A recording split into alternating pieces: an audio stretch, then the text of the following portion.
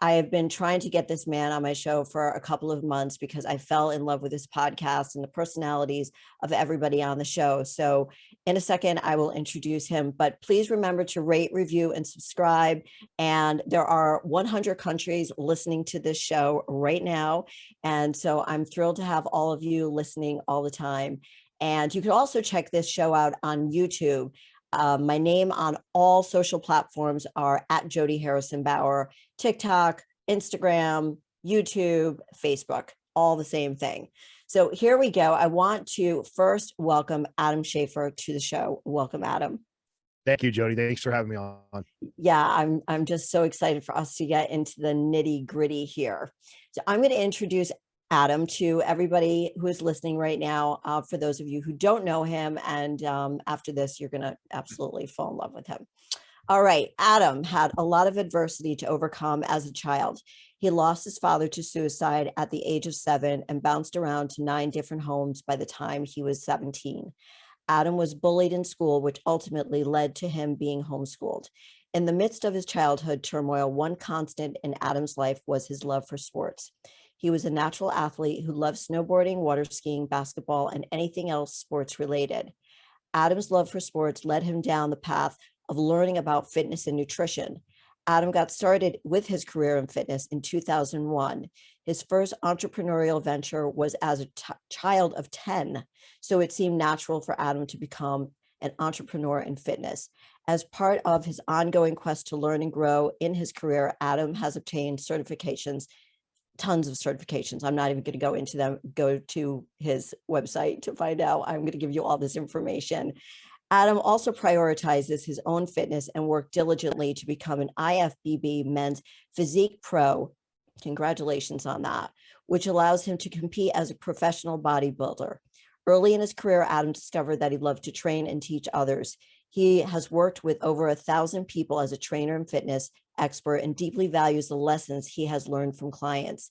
In addition to training clients one-on-one, Adam has also led boot camps, provided nutrition consulting, and helped other trainers improve their sales and leadership skills. Adam has found a way to train and teach even more people through Mind Pump. Adam found that combining his passion and expertise with that of Sal, Justin, and Doug gives him the opportunity to make a big impact on the fitness industry. He hopes to change it for the better and bridge the gap between wellness and performance. Through Mind Pump, Adam wants to offer a media outlet that provides fitness and health education in the most entertaining way possible. So that's pretty impressive, Adam. Again, welcome to the show. Thank you. Actually, I haven't heard that bio in a really long time. So did you like it? Did you like it? I think they need to update some things. I'm gonna have to get back to my team on some of that stuff. There's a lot of things that we've done since then with Mind Pump that I think is probably more interesting than some of my old past stuff. But right. I know sometimes when I hear my bio, I say, wait a minute, I should have taken that out, and that's why I didn't get into all the fitness certifications. So I just want to share with everybody how I found you, that Adam and with Doug, who's the producer of the show, Justin and Sal, all host a show. For how many years has it been? We are coming up on 8, so it's been over 7 years. And how many episodes?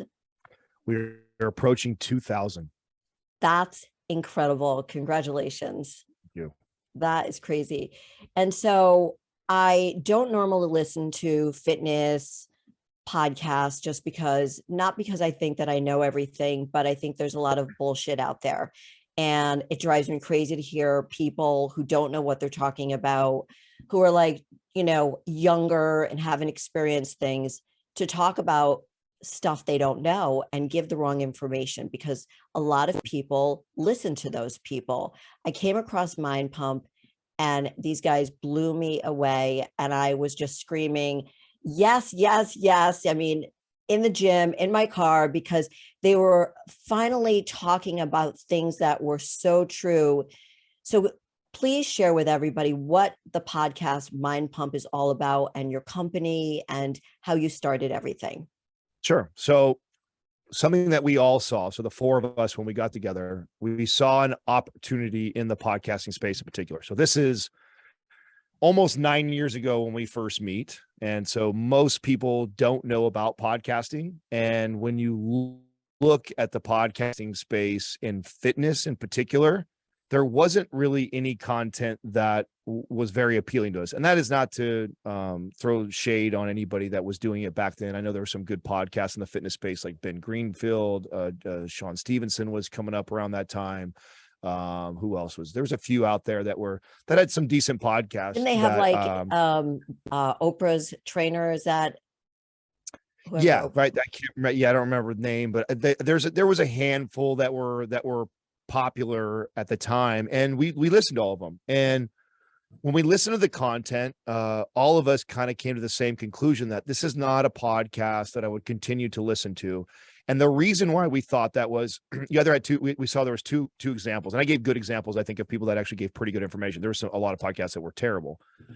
And you either had people that were spitting out terrible information that is either harmful to people or is just awful, and not always from a place of malice. Like, I think a lot of times it's just immaturity, young in their career, haven't been experienced enough, haven't helped enough people out to realize the information that they were providing was just not that valuable to the average person. The other thing that we noticed was the people that were really smart, like Ben Greenfield's a very smart trainer and a friend of ours. But he also went really deep into the weeds. He started off very basic, and then he got deeper and deeper and deeper, and he went down the biohacking rabbit hole. And I really think he pigeonholed himself to a very niche community of people that want to know about like the really high performance biohacking type stuff, which is a very niche community, right? It's very niche-y. It's very niche-y. And not everybody wants to know about that if they're just starting out in fitness and are looking for a place like, how do I do a squat? That's right. And what we saw was a lot. And when I think back, like, so Justin, Sal, and I all have over 2 decades of training clients. And when I think about the average client that we all trained, none of them would listen to these shows. And so what we thought immediately was like, okay, that's the bulk of the general population. That's the bulk of people that were buying personal training from us. Why is nobody having a conversation for those people? And when we sat down and thought, okay, what does that look like? And we thought, well, it looks very similar to a conversation we'd have while we were training a client. I mean, you've been in the industry for a long time. Yes. You've been training clients for a long time. You remember what it's like to train somebody and the types of conversation you have, which has got a little bit of family and fun and current events, and then also some good information. You're educating your client on what we're doing, why we're training this way, why we're eating this way, and then also how's the family, what's going on TV, and so totally. That dynamic conversation, we wanted to bring that into the podcasting space because that is what made us very successful as personal trainers. And we did, and the idea when we put it out there was we didn't go, oh, it's going to be this massive business, we're going to make all this money. It was, there's an opportunity to provide value here. It was a very low entry or barrier to entry, as far as it didn't cost a lot of money to start the podcast. Right. And we believed we had enough really good value and information that we would surpass anybody else in the space. And then we believed if we could prove that there was an opportunity to build a legitimate business off of it. So that was kind of the business plan, was go out, prove that you have something really good to provide to people for free.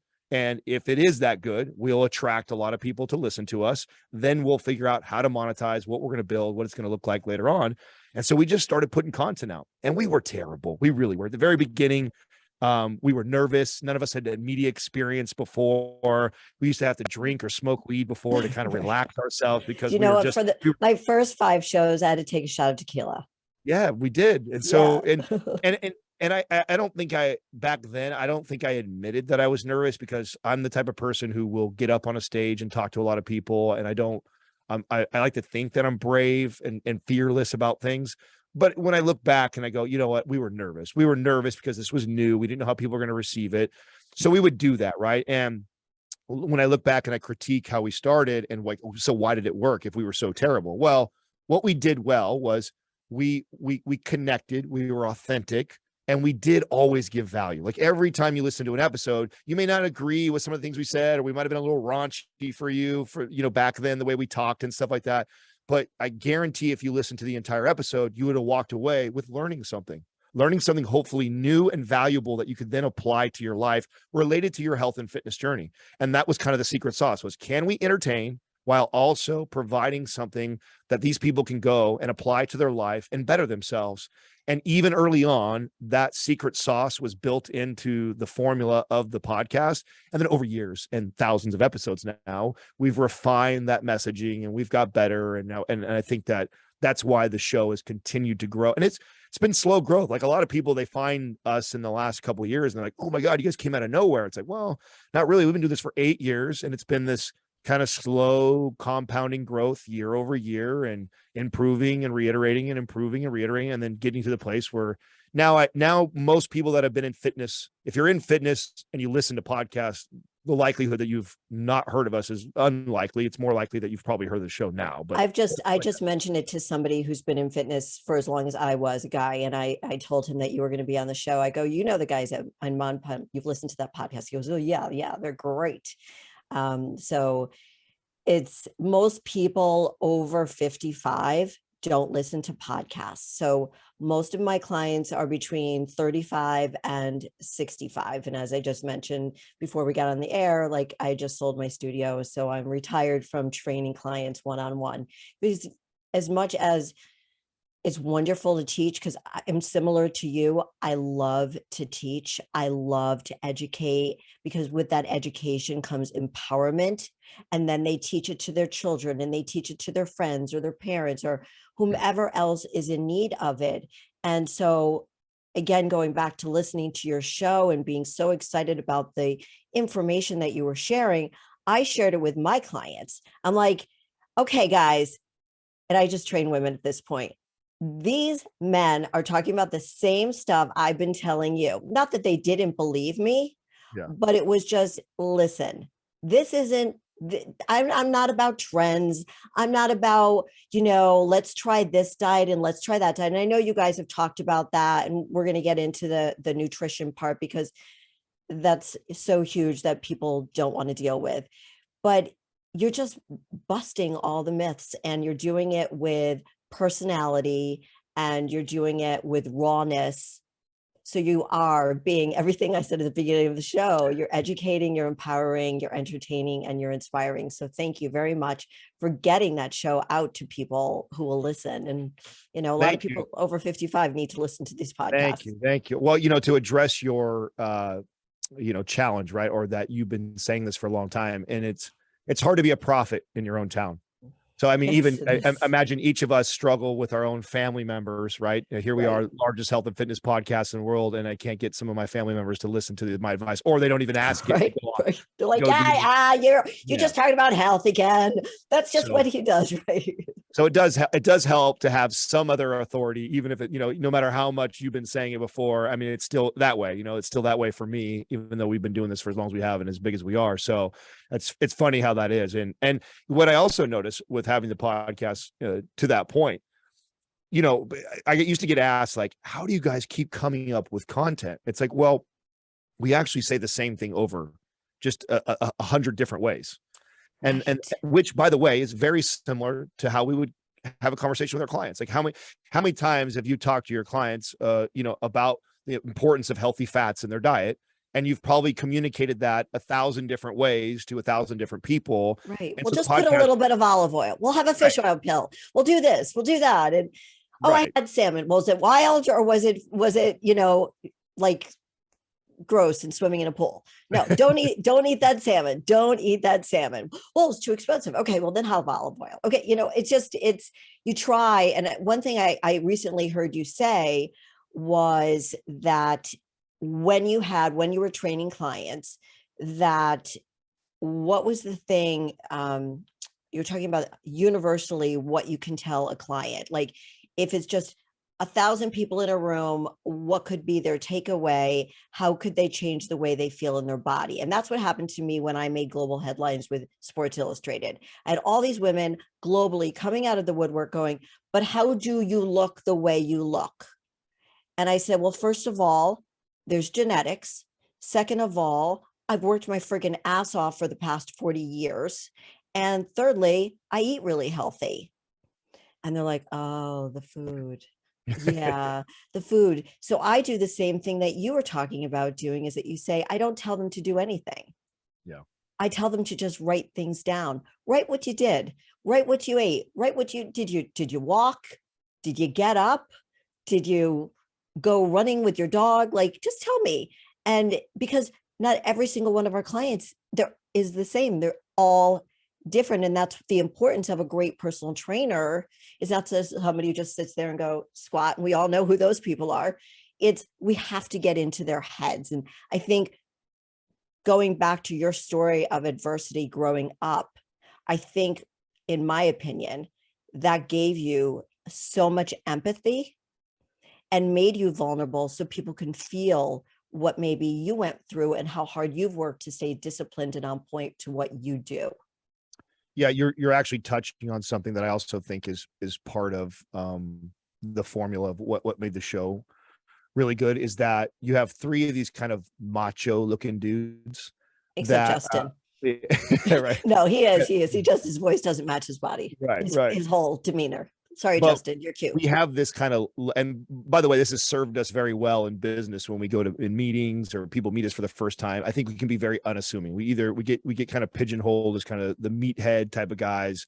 And then you see this, not intelligent, vulnerable, sensitive side to us that I think that people don't expect is coming. And that's really from all the years of training clients and quickly realizing that everybody who hires you, whether you think so or not, is they're already in this insecure place about their own body, and you're light years ahead of where they're at. And it's really tough for them to open up and share and be vulnerable with you, especially if you're not, if you're got this shield on yourself about, oh, I'm so big and strong and I'm this and I'm that.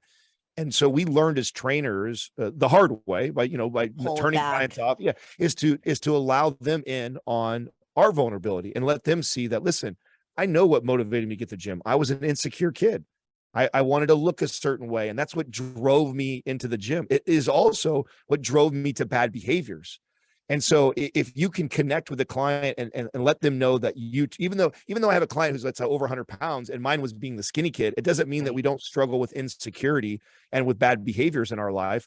We both can connect on that level. And I think that's what initially people think. They think, oh, I'm 100 pounds overweight. This was a skinny kid. How could he ever understand what I'm going through? It's like, well, you're right. I don't understand what it's like to be 100 pounds overweight. But what I do understand is how to feel very insecure about my body and allow those insecurities to drive my behaviors around nutrition and around exercise. And that is very key to your success, is becoming aware of that and then knowing how to navigate through that. And so us coming forth and doing, and we knew this too. So when we listened to the podcast and we met a lot of the people in the space, and this goes for Instagram famous people, YouTube famous people, like people that get a lot of fame and because they had incredible bodies, or they wrote these articles, or they were on magazines or whatever.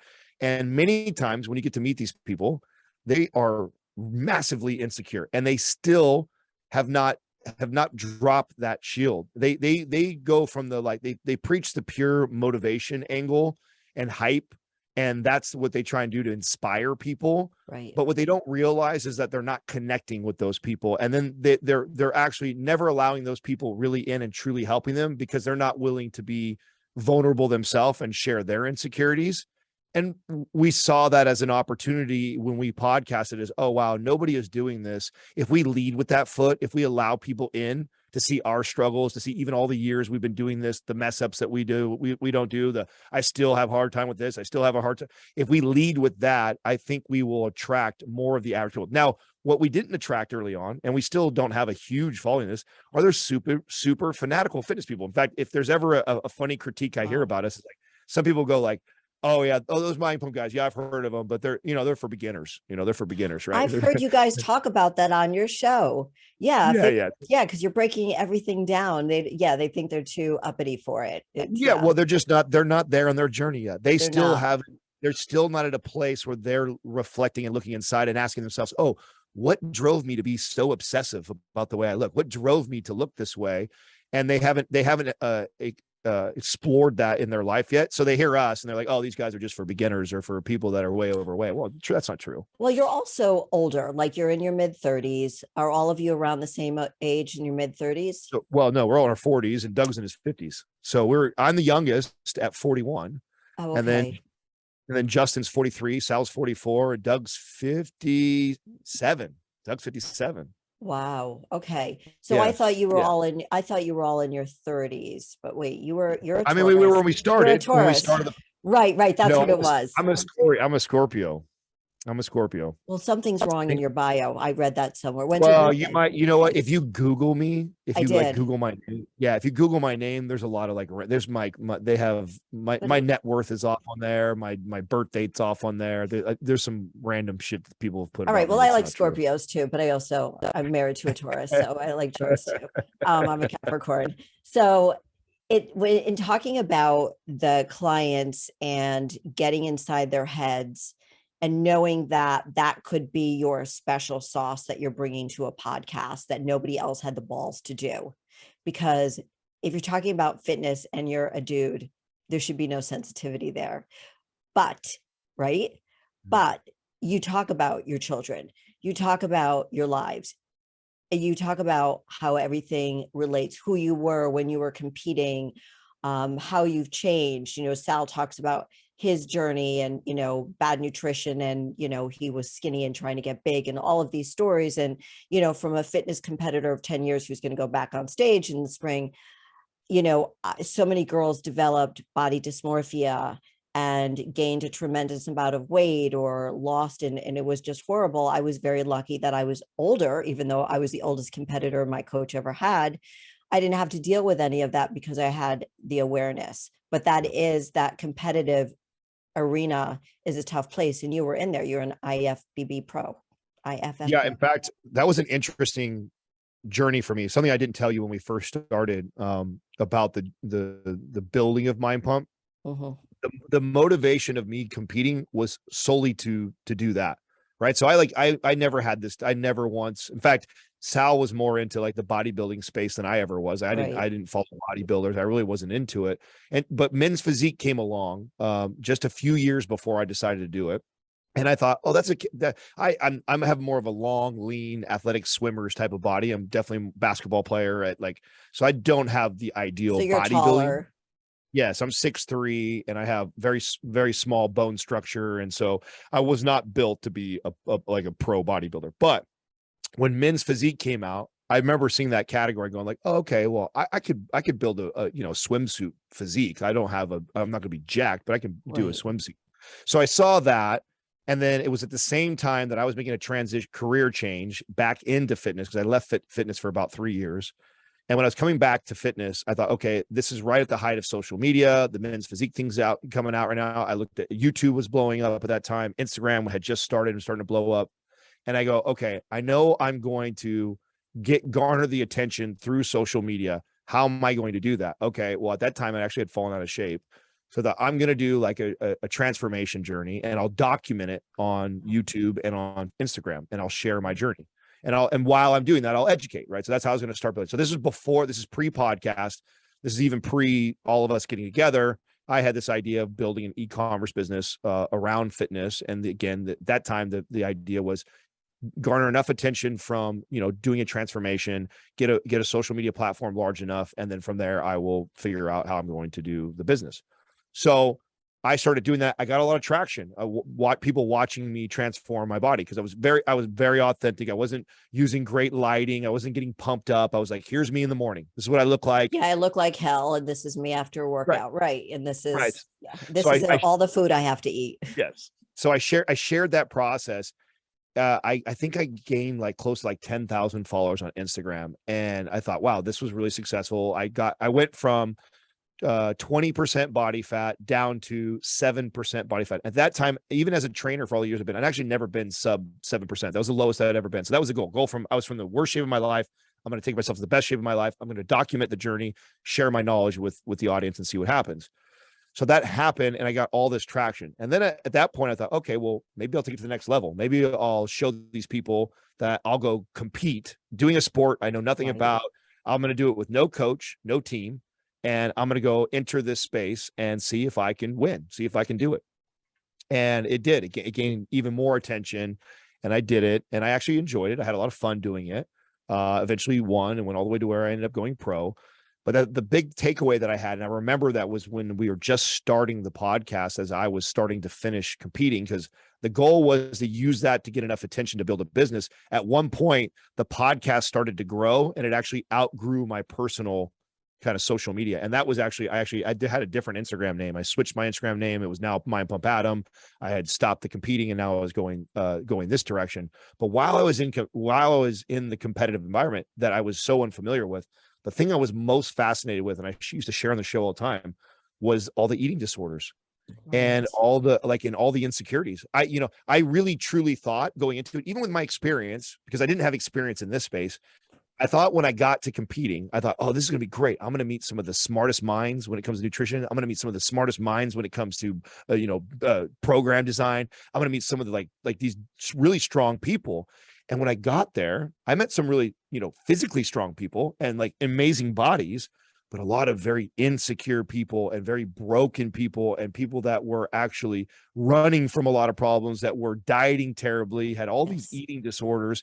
And I thought, whoa, in the space that those are the people that you see with the really bad spray tan, just because their hormones are so unbalanced. You saw, especially with women who had the green, their tans became green. I think it happened to some men too, because your hormones get really screwed up when you bring your body fat down that low. So I don't talk about it on the show because it's kind of a moot point, but I actually built a side business while I was competing unintentionally on literally helping women's bikini athletes, just because as I was backstage all the time, I'd be standing next to this girl and she'd be telling me what her coach was having her eat. And I was going, are you fucking kidding me? Right. He's telling you what? And you're doing how much cardio? And you're going to crush your hormones. Like, what are you doing? Like, and so I'd start just helping people for free. I'd be telling people, like, no, you know what, when you're done with this show, hit me up. I'll help you with this.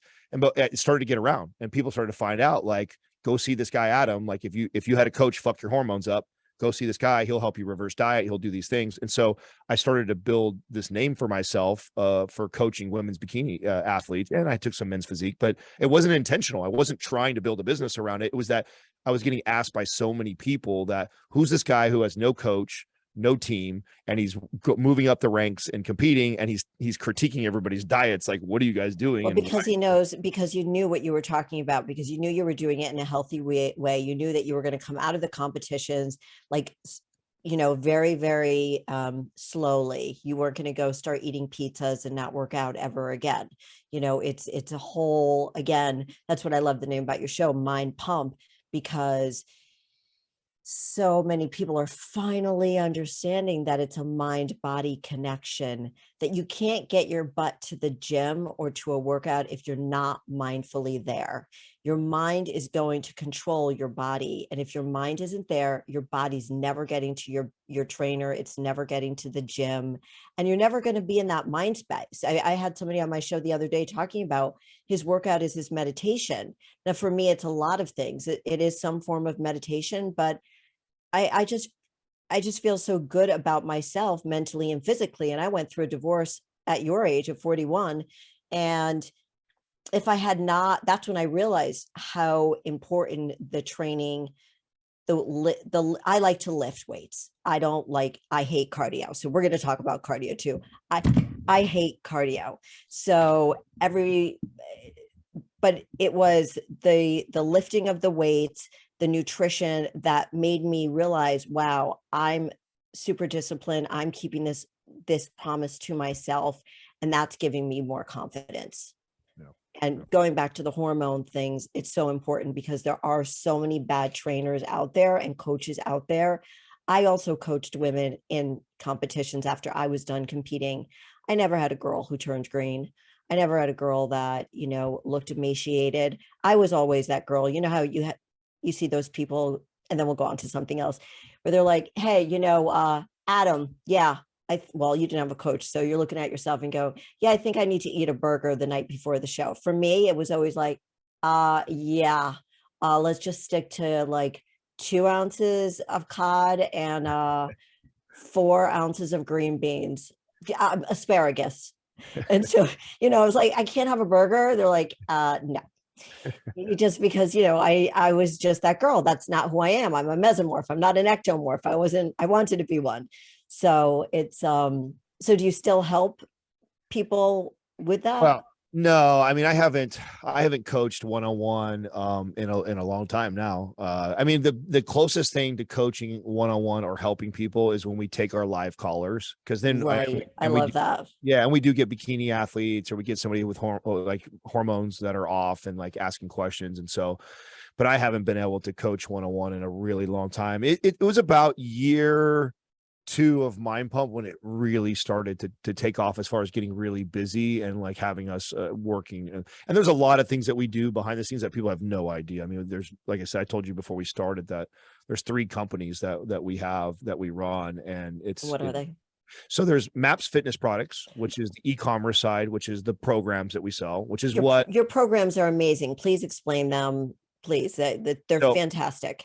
So really again, and we saw this an opportunity to write programs for the general population, and we have advanced ones too for people that are like, hardcore. But there, again, we saw the programming that a lot of the trainers that were putting out there were just, they remind me of how I used to train clients when I was 22, when I didn't know. It was like I used to write programs that were creative, or that were hard or entertaining, not writing really good science-based programs that were effective and would show my clients the most results. At that point in my career, I was still young and immature and didn't understand the importance of program design. I didn't look at it the same way that I looked at it later in my career. And so when we looked at the landscape as far as what was being presented out there, and I'll pick on one company that's really popular, that why I knew, and like when people ask, how'd you know, or did you know it was going to be this big, or you had this much opportunity? I said, absolutely. I knew we are going to be bigger than what we are now.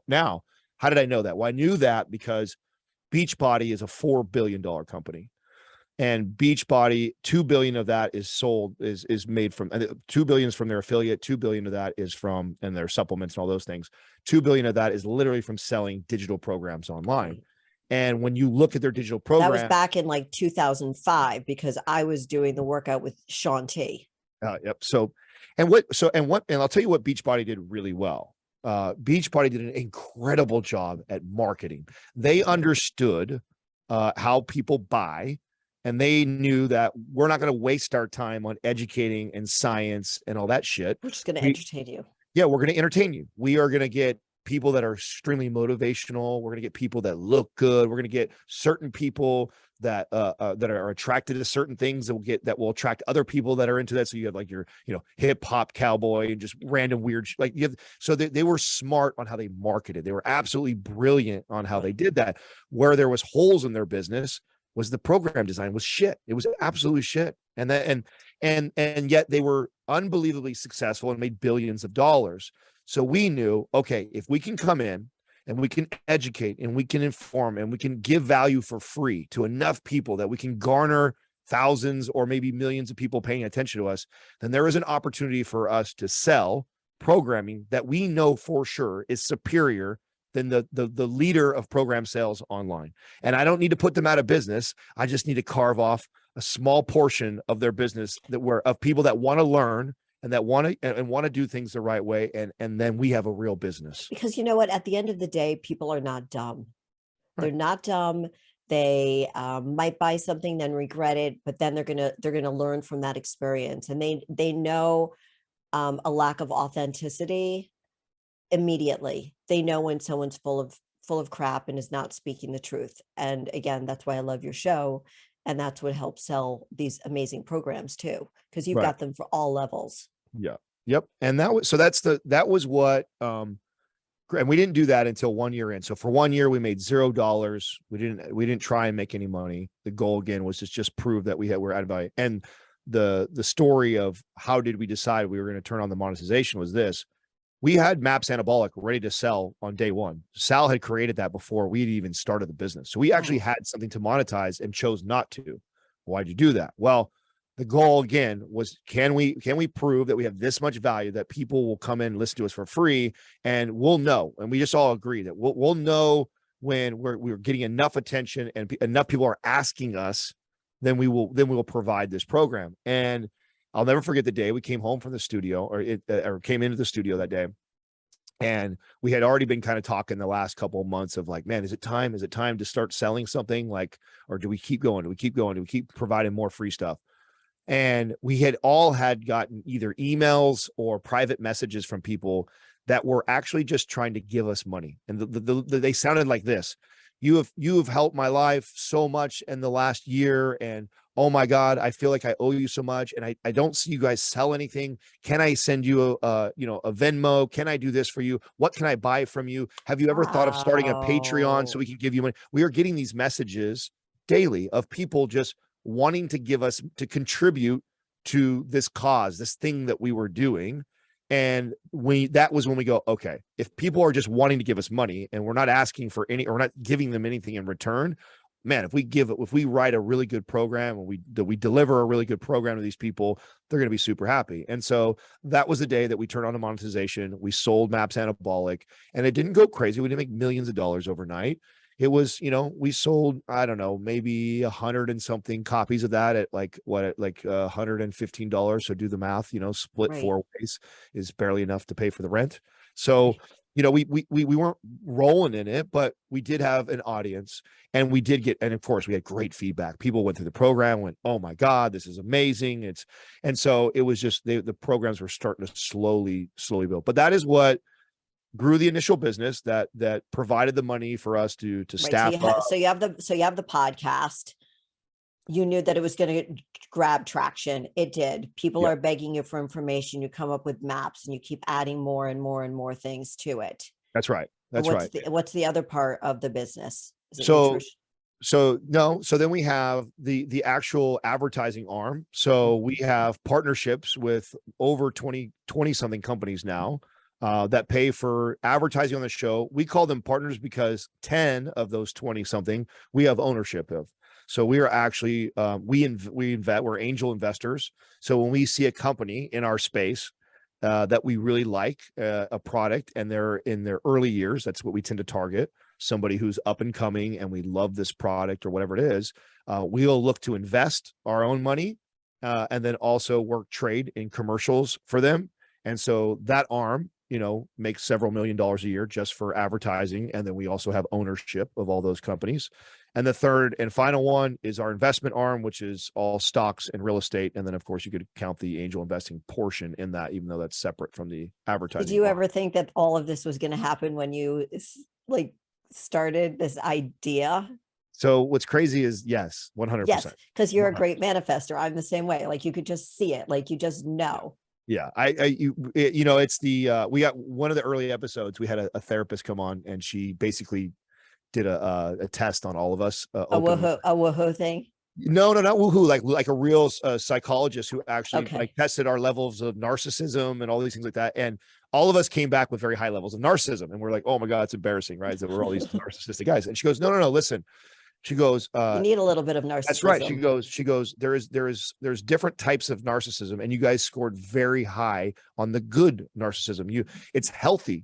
In order for you to be very, very successful in life, you have to be a little crazy and believe that you're capable of doing that. Since 80+% of people fail at doing those things, and for some reason you think you're special, that you're not going to fail, it requires a little bit of level of narcissism. So we all score very high in that. We all, before we even made a dollar, said, we're going to do this, we're going to do that, we're going to do this, and it's going to be this big. And we have, and honestly, we're not there. As successful as everybody's become and what it's done already, we still haven't reached what we had all talked about, and we're not done with the other business ideas and stuff that we have. So we kind of had that vision early on, but we never allowed that to steer the direction of the content, the show, and the main core values, right? Of like providing the value. Yes. And continuing to do that. And we revisit that all the time. I just had my quarterly meeting with my team, and even myself being the CEO, I can get guilty of like finding all these different ways to generate more revenue and hire this. So we need to do all that.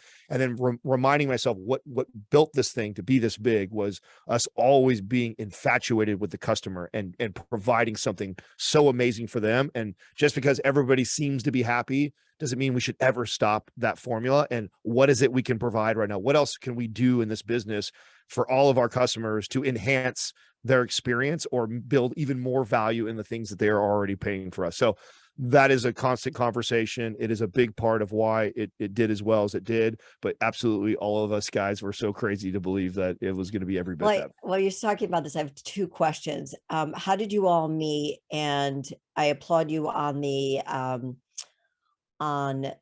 the way you all get along. The why can't I think of the word? The vibe that you all have together. Like you, we're compatible. yes, the compatibility. And I know that you each have sort of your own area of specialty, but I feel like you're always at the helm. The two other guys might talk a lot more at times, Justin and Sal, but then I feel like you're always pulling it together to like just tie it up and make the point, even though they're making their great points as well. Yeah. And so how did you all meet? So interesting. The four of us before the show started didn't know all of each other. So what I mean by that is I actually hired Justin out of college over 15 years ago. Okay. He was fresh out of college, just got his kinesiology degree. I was managing gyms back then. I was running fitness departments, trainers, and I hired him. You were doing the sales, right? That was Sal. That was Sal. sales. Okay. I was running the fitness team. Okay. So I hired Justin, and Justin was my first. He quickly moved up the ranks and was my assistant relatively quick after getting hired. And he was the first assistant that I had ever had in my career that we were so different, but worked so well together. And it was a big growth moment for me in leadership of learning that I don't necessarily want another me. I need a guy or girl who is very different than me, and actually where my weaknesses are, they're strong. And that together we make a better team. The yin yang. Yeah. Because early in my career, I was always pursuing people who were like me. I was like, if I just had one more me, we would kill this place. One more me. Right. So that was my attitude, and it served me a little bit because I would find someone like that and I would do all right. But I found I was far more successful when I met someone or found someone like a Justin who was really, we were opposites. We really were. We had some commonalities and things we were into, but we were very different the way we operated, the way we communicated, and so that's what attracted me to him. And he worked for me for many years. He went on to go do his own thing, and we went different directions in business, but we always remained friends, and we always would stay in touch with each other. And he was always hitting me up. He knew I was a serial entrepreneur, and he was off venturing, doing things by himself. And he'd hit me up like, "Hey, come on, let's do this thing together. Let's do this thing." And I'm, I got this, I got this, I got that. And so I was always so busy, right? And eventually came a time where I was making a pivot in my journey from what I was doing. I did medical marijuana for 3 years. So I helped start up the first clubs in the Bay Area. And it was a total money grab for me. I saw the opportunity financially and quickly fell out of love. I just did not like the space. Even though I had tremendous financial success in it, I did not enjoy doing it. And then I came back to fitness. When I came back to fitness, I actually reached out to Justin and said, "Hey, what are you working on? What are you doing?" He says, "I'm building this app. I would love to partner up with you. Let's do something." At that time, this is actually when I turn on Instagram, and the idea was he had this app he was building, and this might have been one of the ways that we were going to monetize my social media following if I grew that. So we were talking and we were doing stuff together. Nothing, no money, no real formal business, but we were marinating on some ideas. Sal is training Doug. Doug is a client of Sal. And Doug would always be telling Sal, like, he used to tell Sal that, "Oh, you remind me of Tony Robbins. And, have you ever thought about getting into the internet business side of things?" And Sal's like, "I've thought about it, but nah." He had owned his own. Sal was owned his own gym, his own studio, like you at that. And he had this facility that was successful, doing well. Doug was a client, and he was always telling Doug that, telling Sal that. And the economy was starting to change. Sal also saw what was happening in the social media world, and things were going digital. And so he kind of looked at Doug and he's like, "Yeah, we should consider doing something like that. Let's create a digital program." So they began building Maps Anabolic before they ever met Justin and I. And they were writing this program. Now, ironically, Sal and I worked for the same company, but never formally met each other because the 24 Hour Fitness is huge. It's over 5,000 employees. Right. But we knew of each other because we both were in the top percentile as far as performers. So we saw each other's names on like trophies and rankings and things like that all the time. And Wow. we had mutual friends that would always say, have you met Sal? And I'd be like, no, I haven't, but I've heard about him. They're like, you got to meet him. You guys would get along. I heard that for years before I ever met Sal. And he heard the same thing, that you got to meet Adam. You guys will just hit it off. And so when him and Doug finished writing the program, he reached out to me on Facebook because we were connected to mutual friends and said, you know what? I've heard all these positive things about his business mind and stuff like that. I'm going to see what he thinks about this program that I wrote with Doug and hear what he has to say. And so he sent it over to me. I was so impressed with it when I saw it that I said, you got to call me. So he calls me and I said, let's get together. I said, I want to bring my friend Justin, who I'm doing something with right now. Nothing serious, but I think he'll be interested in this conversation. And let's the four of us just get together. And so we all got together in a room, and it was literally a mind pump episode the very first time. It was just like you hear, and the flow of the conversation was like that. No one had to say like, okay, you're going to lead the conversation. You're going to be this guy. You're going to be that guy. It was just three guys. It was a flow. Yeah, just this beautiful flow of conversation, and mixed with just confidence and ego, but also humility. And like, it was just this really cool dynamic. In fact, my wife, who was my girlfriend at the time, was in the kitchen, and she was so enthralled by the conversation that she hit record on the iPad so she could record all of it. And then when everybody left the house, she goes, oh my God, that was such an interesting conversation to listen to. And I was like, really? And she's like, oh my God, yeah, that was so good. And I'm like, well, we're talking about putting it on a podcast, so let's see what happens. And so the next weekend after that, we all got together, barely knowing each other. Wow. And said, let's put this thing out there. There was no expectations. That was great. There was everybody had other things going financially. So we didn't need this thing to make money. So there wasn't really any fear going there. You were just going to get on there. You were going to shoot the breeze. You were going to educate, not just shoot the breeze, but educate people. You're just going to educate them, tell them what you know. Yes. And we knew we had to somewhat, we always used to say, entertain and educate, right? So we knew that, and you know this, if you have a client, I mean, how many times have you had to be this? This is what makes good trainers that are like really successful, is you have to be kind of a chameleon. I mean, how many times have I trained a client who their politics don't align with me, or their spirituality doesn't align with me, or just you got 10 or 15 people coming in, and every single person is different. Right. And I got to turn it on. And people don't understand how tiring that is, because not only is it a physical job, it is a mental job. And people are like, add trainers. Well, the really good ones get in your head, and they're like a therapist. That's right. If you're really good, you learn to connect with all these different types of people. And so, and a lot of this, me having this conversation with you is like, this is years of interviewing now and like unpacking this. Like, it's like, I don't realize this as it's happening. I don't realize I'm getting trained right now to be an effective communicator to all types of people. And so all three of us got that training. We got this training on how to entertain your client, but then also educate them because you're trying to convince them to change their life.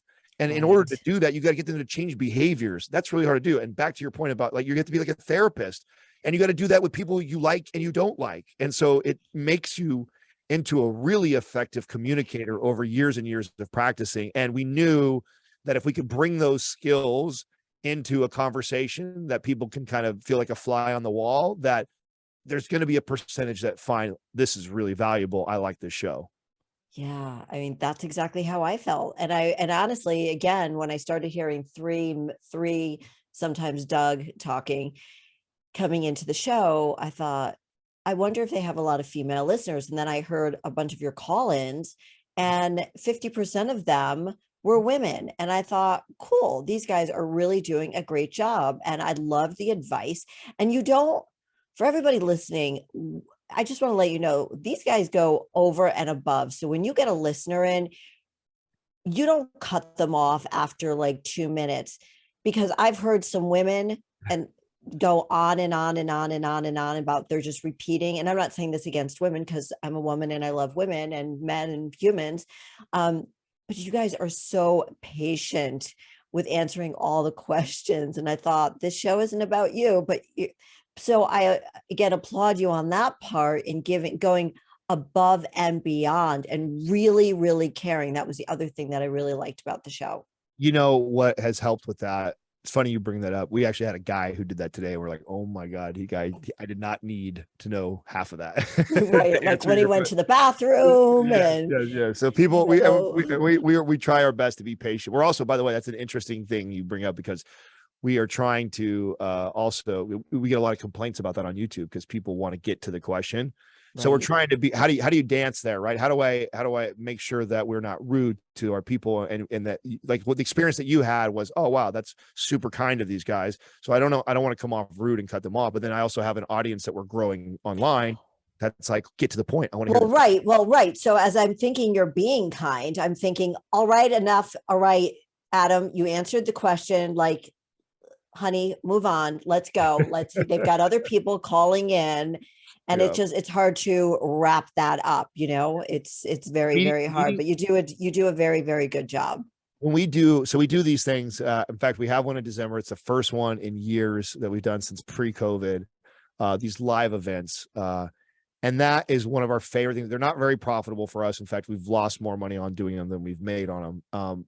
But they're incredibly rewarding, Yeah. because we get a chance to actually meet these people. Like, our whole career was like hands-on meeting people all the time and helping them. So I got that feedback. If I got my client to lose 20 pounds and she'd come in and hug me, like, Give you a hug, right? yeah, I remember that. Like, now that we're in this, internet world, and we have all these people, we're supposedly changing their lives, but we don't get to feel that really in person anymore unless we do these live events. And when we do those live events, it always grounds us. And I think that we all agree that no matter how unprofitable these things are and time consuming and stressful they can be sometimes to put them on, gives you the heart connection. oh, it does. It always reminds us, oh, this is why we do this. This is why we love it. And I think that's so important that we always continue. And also, probably what maybe some like really famous social media people that never connect like that, why they have a hard time, because they don't emotionally connect in person. I would think that would cause some sort of social awkwardness that you probably pick up on when you're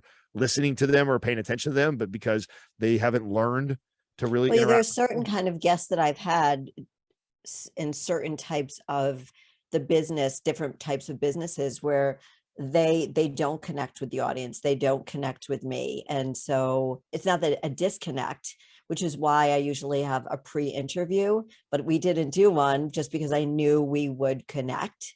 And like, it was funny. I was just like getting ready for the show and I thought, I never did a pre-interview with Adam, but like, I feel like I know him. So I'm good. I'm good. You're like, I'm really like, I know where it's just going to vibe really, really well. So in all of these things that you're doing, and as busy as you've been for these past, 10 years now? Yeah. So tell me about you personally. Like, what do you do to every day to keep yourself mentally and physically healthy?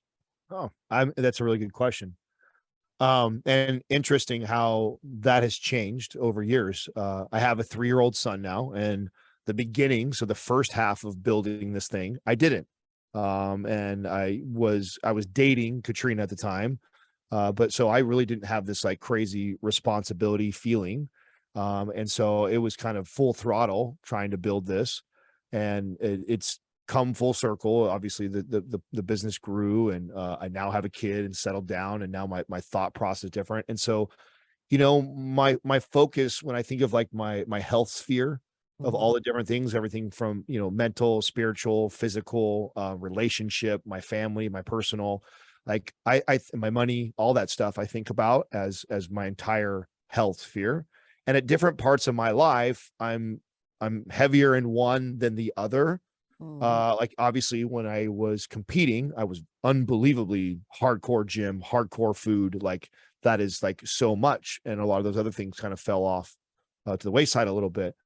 And I'm in a place now where I would say my family and, friends and business are like my top priorities to keep those really well. And so my workout and dieting stuff reflects that. Okay, well, so what does that mean, Adam? Well, it means that my volume of training is really low in comparison to what I'm used to doing. My calories are extremely low because of my output is very low. I'm just so glad you said that. I'm just so glad you said that. Okay, Go ahead. So I've modified the way I eat. I've Right. modified the way I currently train right now. I'm not Because weighing. the way you eat has to do with your activity level, everybody. Absolutely. Just please understand that. Oh, absolutely. And let me tell you, somebody who has manipulated his body to some extreme levels. I mean, I've been Right. as high as 240 pounds and 3% Wow. body fat on stage. I'm probably 220-ish right now and a higher 10 to 15% body fat right now. So I've definitely and my metabolism is radically different in those two areas. Like, I Of mean, course. when I was the beginning of Mind Pump, I'm eating 5,000 plus calories every day. Like and I can't put on an ounce of body fat. I'm lean and I'm eating Right. just to maintain my size. I mean, I eat over 3,000 calories today and I'll start to put body fat on because my Right. training volume is so low. So it looks more like that. So the things that, I have a lot of non-negotiables with not allowing work to bleed into my time with my son. And I love so, that. yeah, so I think that I'm in a different place today than I was just a few years ago, and definitely where I was 8 years ago.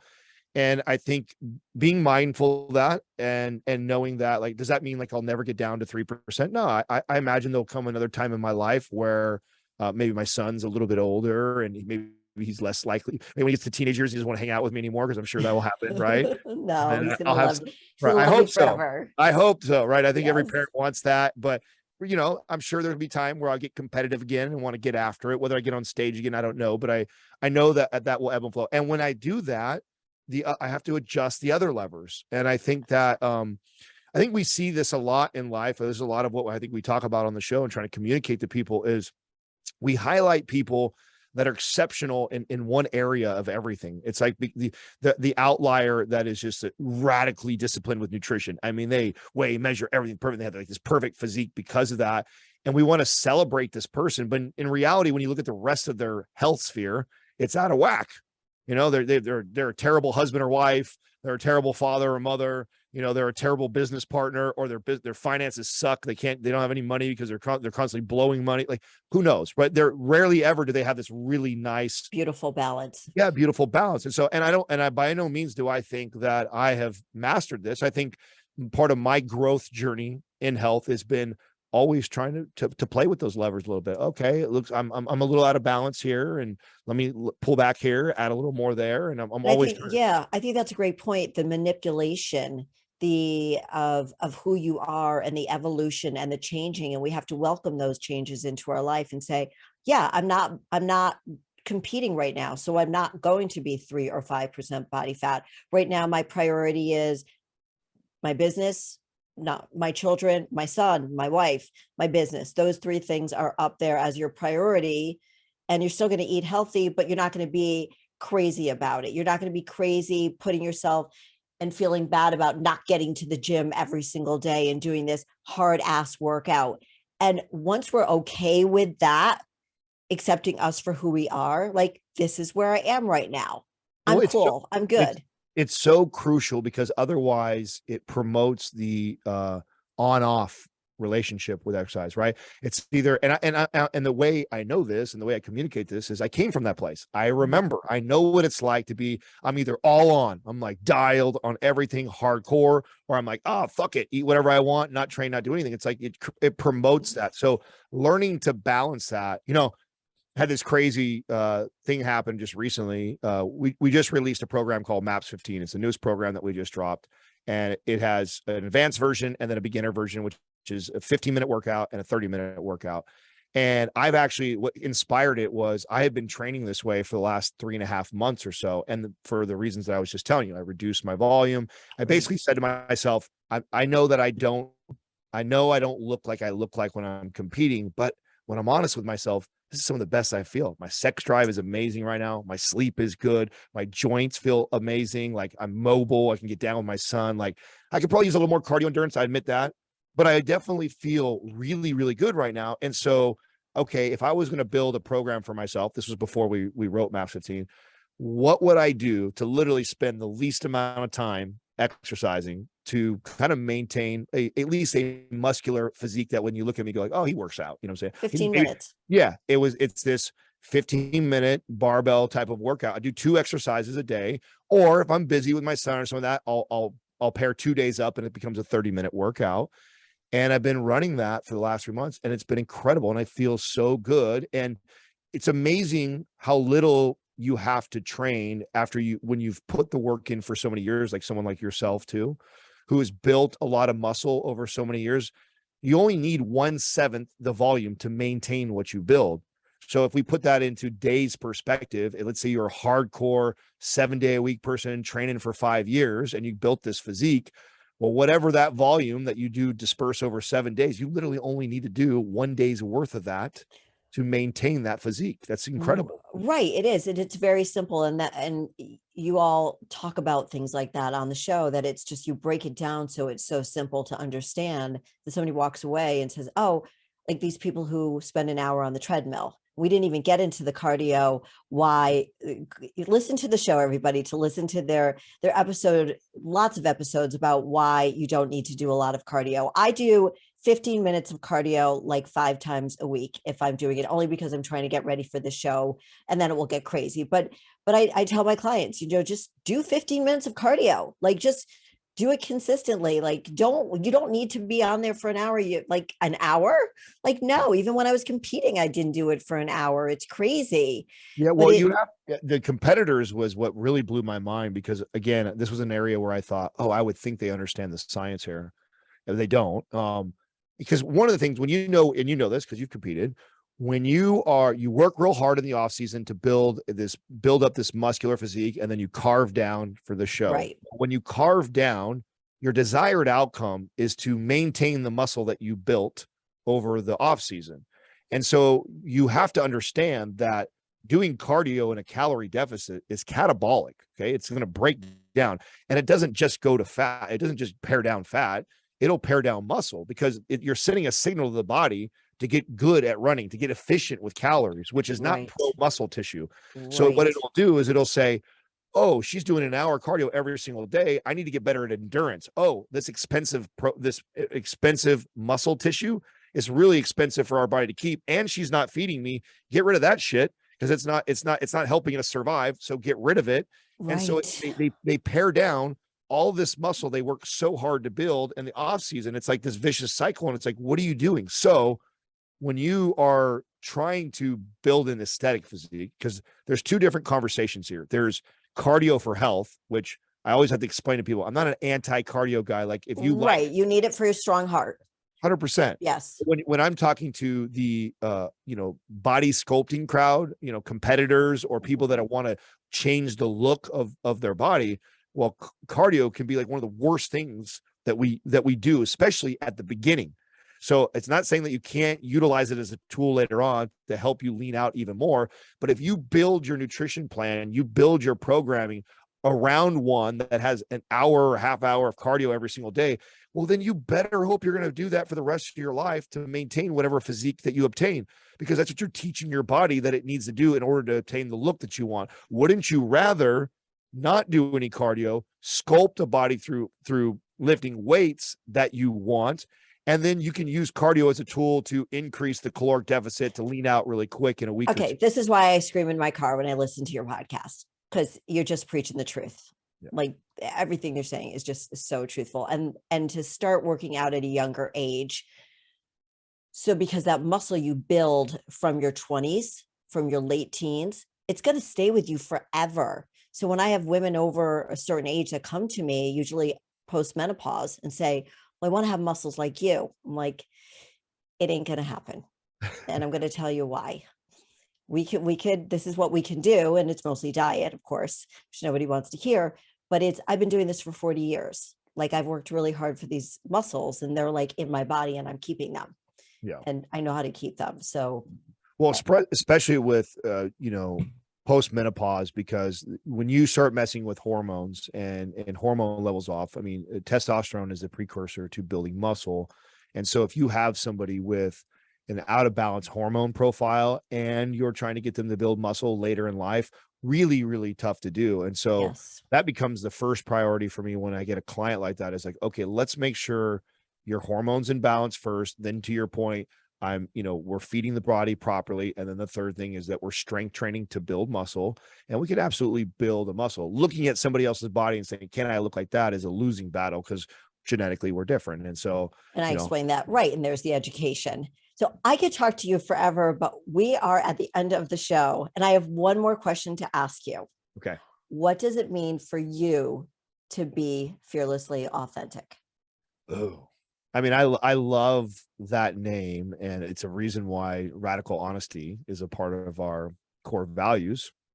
So I learned early on in my life that some of the toughest toughest conversations that I had to have, and that could be like, breaking up with somebody. That could be telling your parents something, how they make you feel, or talking to or asking for help when you feel insecure about something and inferior. What I found over years, okay, of practicing this, and the way I started to practice was because I had to, it was literally losing my father, being the oldest in the family, kind of like thrusted at a very young age into the leadership role, trying to figure things out for me. I'm so sorry that happened to you. Oh, it's okay. It turned me into who I am today, right? These are part of these are part of the things that it thrusted me into a leadership role before I even realized that I wanted to be in one. Right. And part of being good at leading is being able to ask questions and to be fearless about that. Fearless of, oh, I'm going to look stupid, or fearless of what people are going to think about me. I had to disregard that, because if I was going to figure these things out, I needed to ask. And so who cares what people think about me? And what I found was 99% of the time, I didn't get made fun of. 99% of the time, the person did help me out. 99% of the time, the person that I did say that hard conversation to actually thanked me afterwards for being honest with them. So that started to compound for me in my early years. And I just realized that. And I read a book in my early 20s by Jack Welch, who's the founder of GE, one of the best run companies ever. His whole book is about being candid. Yep. Yeah, being candid with people and being direct and being straightforward. And honestly, some of the hardest things for you to say and do, when you do them, not only do you end up getting a better response than you probably ever could imagine, but it is unbelievably cathartic, because when you hold something in, when you want to say something, or you feel a certain way and you're not honest with yourself, that'll eat away at you inside. And so the quicker you can get out how you feel, where coming from your heart, where you really truly feel, get that off of you, the more cathartic it will be for you, the better you will feel about yourself. And so there's a bit of a selfish motivation behind me being that way too. Well, you're helping so many people, and I really appreciate having you on the show. It's such a pleasure to meet you.